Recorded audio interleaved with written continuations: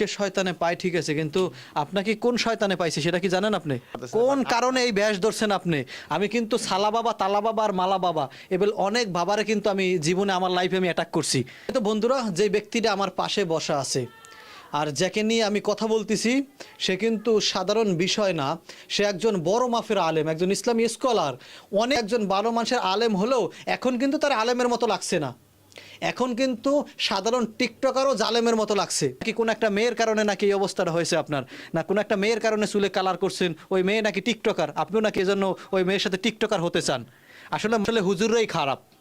বলবে যে কিছু কিছু আছে নামদারি আলেম, তারা টাকার বিনিময়ে ওয়াজ করে, মাঝে মাঝে মেয়েদের কারণে টিকটক করে, অনেক সময় চুলে কালার করে ঘোরাফেরা করে।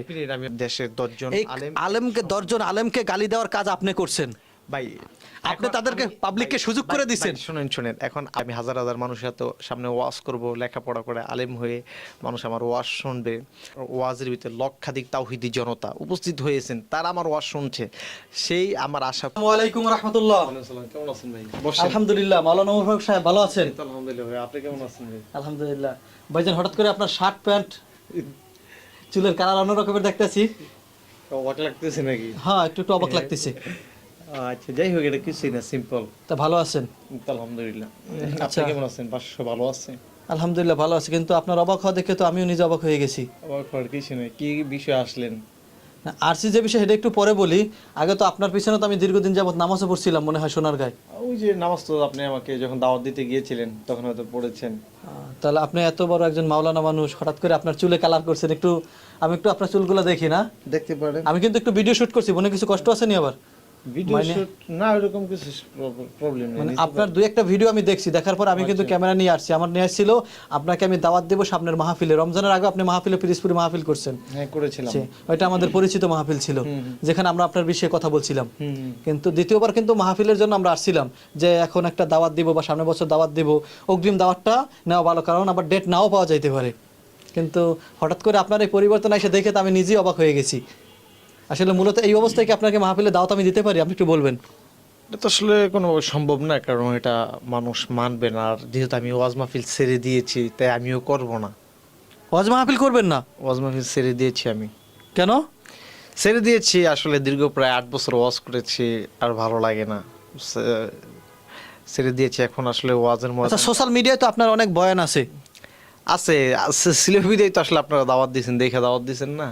হ্যাঁ, আসলে মূলত মানুষকে শয়তানে পায় ঠিক আছে, কিন্তু আপনাকে কোন শয়তানে পাইছে সেটা কি জানেন আপনি? সেটা আসলে আমি বুঝতে পারতেছি না। নিজে বুঝতে পারতেছেন না? না, বুঝতে পারতেছি কোন কারণে এই ব্যাস ধরছেন আপনি? আমি কিন্তু সালা বাবা, তালা বাবা আর মালা বাবা এবার অনেক বাবারে কিন্তু আমি জীবনে আমার লাইফে আমি অ্যাটাক করছি। এখন লাস্ট মুহূর্তে কিন্তু আপনার কাছে আমি আসছি কয়েকটা ভিডিও দেখার পরে, অরিজিনালে তারা ফ্যাক ভিডিও তৈরি করছে কিনা। একজন মাওলানা মানুষ, সে এত বড় বয়ান, এত বড় একজন ইসলামী স্কলার, অনেক বয়ান করছে সে, হঠাৎ করে তার একটা চেঞ্জ, তার পরিবর্তন হওয়া যাওয়ার একটা অবাক জিনিস। এটা মানুষ হতভম্ব দিয়ে যায় দেখা যে একজন মাওলানা মানুষ কীভাবে এভাবে হয়ে যায়। তা আমি চাইতেছি আসলে বাস্তবতা আর কি, এটা সত্য কিনা। আইসে দেখলাম আসলেই এটা সত্য। আসলে বাস্তবে আমি ওয়াজ মাহফিল ছেড়ে দিয়েছি। তো আপনি যেহেতু আসছেন, আবার যেহেতু মিডিয়া নিয়ে আসছেন, তো সুতরাং আপনার মাধ্যমে আমি দেশবাসীকে বলবো, যারা আমাকে পূর্বে দাওয়াত দিয়েছিলেন, আপনাদের যাদের প্রোগ্রামে আমি অ্যাটেন্ড হয়েছিলাম, প্রধান আলোচক, বিশেষ আকর্ষক, মুফাসসির হিসাবে কথা বলেছিলাম, তাদেরকে আন্তরিকভাবে ক্ষমা চেয়ে নিচ্ছি। আর আগামীতে কেউ যে দাওয়াত দিতে না আসে এবং ফোনে কন্ট্যাক্ট না করে, মাহফিল আর করবো না, ছেড়ে দিয়েছি। সম্মানিত বন্ধুরা, যে ব্যক্তিটা আমার পাশে বসা আছে আর যাকে নিয়ে আমি কথা বলতেছি, সে কিন্তু সাধারণ বিষয় না। সে একজন বড় মাফের আলেম, একজন ইসলামী স্কলার। অনেক জায়গায় সে অনেক সুন্দরভাবে বয়ান করতো, তার কণ্ঠটাও মাশাআল্লাহ অনেক সুন্দর, আল্লাহ পাক রব্বুল আলামিন তাকে দান করছেন। কিন্তু এত বছর যাবত সে ইসলামের দাওয়াত দিয়ে মানুষকে বুঝিয়ে সে নিজেই এখন অবুঝের ভিতরে চলে গেছে। আমার পাশে যেই ব্যক্তি বসে আছে, সে একজন ভালো মানুষের আলেম হলেও এখন কিন্তু তার আলেমের মতো লাগছে না। এখন কিন্তু সাধারণ টিকটকারও জালেমের মতো লাগছে। ভাষাটা আমার অন্যরকম হলেও এটাই বাস্তবতা। আসলে মূলত তার এর পিছনের রহস্য কি, আমরা সেটাই জানার বিষয়। আসলে মূলত আপনার এই চুলে কালার করা এক, দ্বিতীয়ত আপনার শার্ট প্যান্ট পরা, আপনার এই প্যান্ট পরতেছেন, প্যান্টও আপনার টাকনুর নিচে যাইতে আছে, যাচ্ছে কিনা? আমি কথা বলতেছি, মাইন্ড করতেছেন কিনা? আপনি একজন মাওলানা মানুষ, আপনার কাছে আমার হাদিস পেশ করতে চাই না, আপনি হাদিসটা জানেন, মা আসফালা কাবাইনি মিনালি জারি ফিন্নার। তাহলে আমরা এই হাদিস জানার পরেও ঠিক আছে আপনি কিন্তু সেটা করতেছেন, চুলে কালার করতেছেন, হয়তো দাড়িও মনে হয় ছাটাইতেছেন। আসলে দেখেন ওয়াজ ছেড়ে দিয়েছি, ওই লাইনে যেহেতু নাই,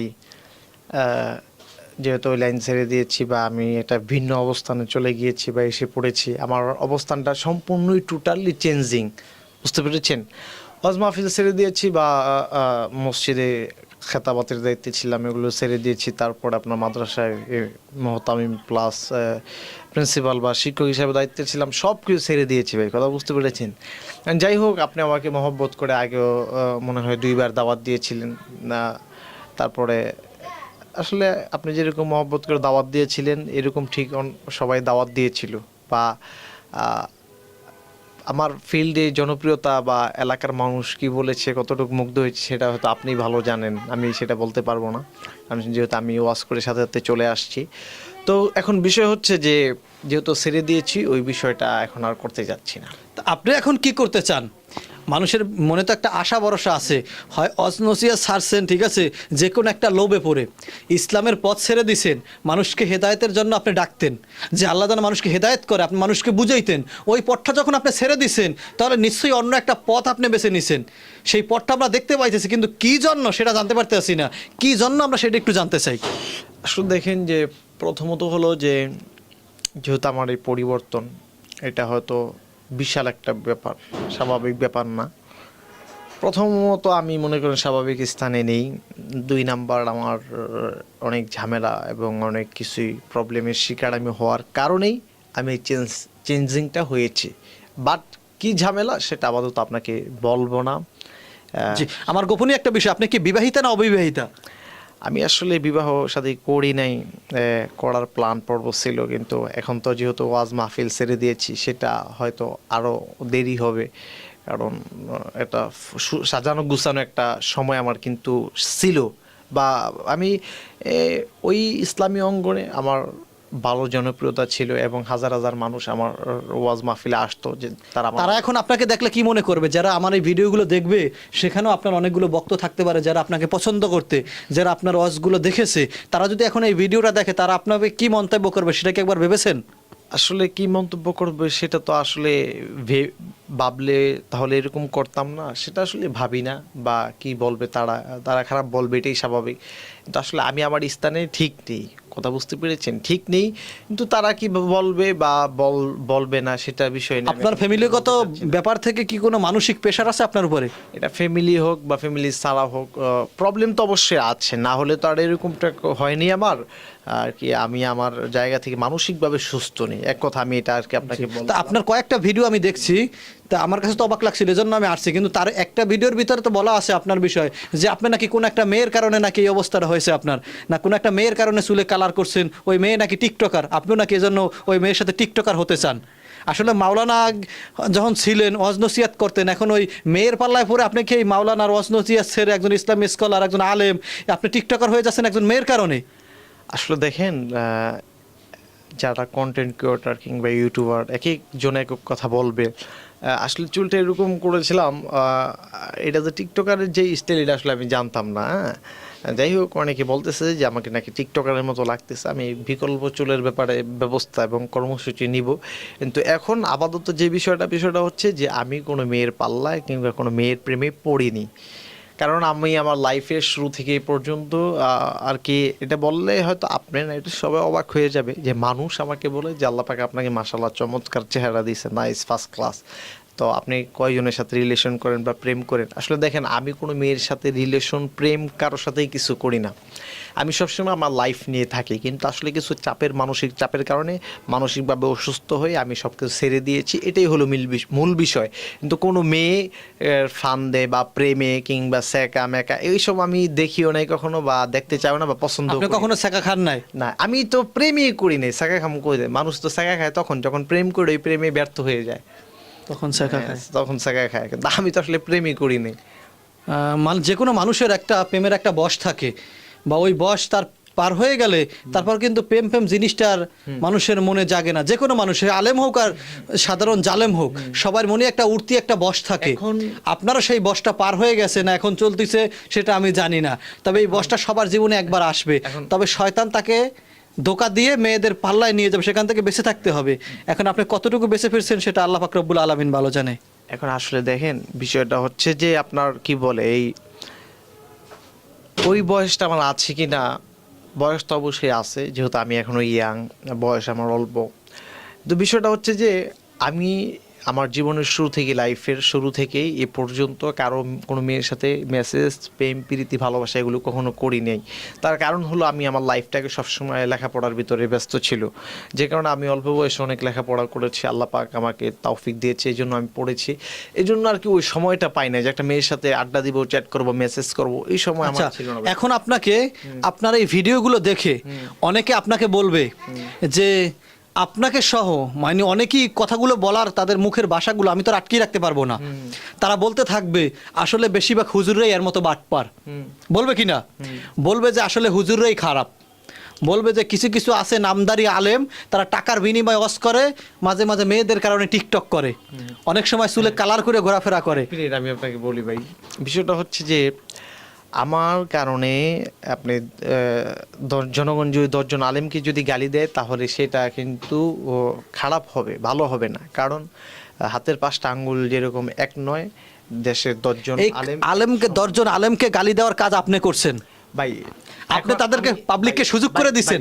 শুনেন, এখন আপনি যদি আমাকে যদি গালি দিতে যদি মন চায়, আপনি আমাকে প্রাইভেটলি গালি দিতে পারেন, আপনি তো আরো ঢালাওভাবে প্রত্যেককে গালি দিতে পারেন না। এই আপনি যে সুযোগ করে দিছেন, আপনি একজন ইসলামী স্কলার, বয়ান করছেন, মানুষকে হেদায়েতের পথে ডাকছেন, মানুষকে ভালো হওয়ার সুযোগ দিচ্ছেন, ভাইভাবে ভালো হয়। এখন এখন আপনি কেন খারাপ পথে গিয়ে গেছেন? আমি আপনাকে বলি, সংগঠন বলেন, সেক্টর বলেন, পরিবার বলেন, সমাজ বলেন, রাষ্ট্র বলেন, দল বলেন, তারপরে আপনার বন্ধু, ফ্রেন্ড সার্কেল বলেন, প্রত্যেকটা সেক্টরে আপনার অপরাধ করে একজন, কিন্তু আপনি যদি চান তাহলে সবাইকে ঢালাওভাবে অপরাধী বলতে পারবেন না।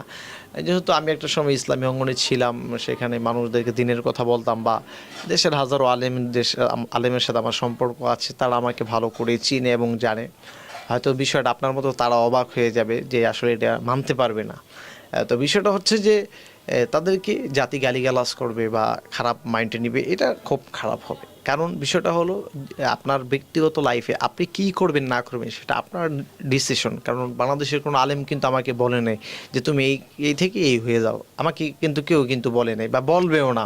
বরঞ্চ আপনি যেরকমভাবে আমাকে বুঝাইতে আসছেন যে ভাই আপনি এই পথে চলে আসেন, সেম তদ্রূপ 10টা আলেম, 100 জন আলেম তারা কিন্তু আমাকে বুঝাইয়া চাইবে, আবার হেদায়েতের পথে নিতে তারা চেষ্টা করবে, এটাই বাস্তব। তারা কিন্তু আমাকে কী করবে না, ধাক্কা দিয়ে ঠেলে ফেলে দিবে না, এটাই ভাই স্বাভাবিক। যাই হোক, আপনার মাধ্যমে আমি দেশবাসীকে বলবো, আলেমদেরকে ঢালাওভাবে গালি দিবেন না। আপনার যদি মন চায় আপনি আমাকে গালি দেন, সবাইকে একসাথে গালিগালাজ করবেন না, এটাই। এখন আমি যদি আপনাকে বলি যে আপনি এখন বর্তমান যেই সমাজের ভিতর আছেন, নারী গাড়ি বাড়ি, দুনিয়াতে এই লোভের কারণেই কিন্তু মানুষ এক একটা পথ এক এক সময় ছেড়ে দেয়। কেউ আলেম থেকে জালেম হয়ে যায়, আবার কেউ জালেম থেকে আলেম হয়ে যায়। এবেল ঘটনা কিন্তু বাংলাদেশে হওয়ার ঘটছে। আপনি প্রমাণ, আপনি এরকম যে কোনো একটা লোভে পড়ছেন, নারী বাড়ি নয় গাড়ি, যে কোনো একটা লোভে আপনি পড়ছেন, ঠিক আছে? এজন্য আপনার মানে অনুভূতি আমার এটাই আমার মনে রাখতেছে, এই কারণে আপনি হয়তো এই পথটা ছেড়ে দিয়েছেন। ওই পথটাও কিন্তু কম ছিল না। আপনি কি টাকা কেউ কম দিছে? মাহফিলে টাকা কেউ কম দিছে আপনাকে? বলেন না। আমি আপনাকে বলি ভাই, প্রত্যেকটা মানুষের লাইফে কিছু না কিছু স্বপ্ন থাকে, ঠিক আছে? যে আমি লাইফে এইটা করব, লাইফে ওইটা করব।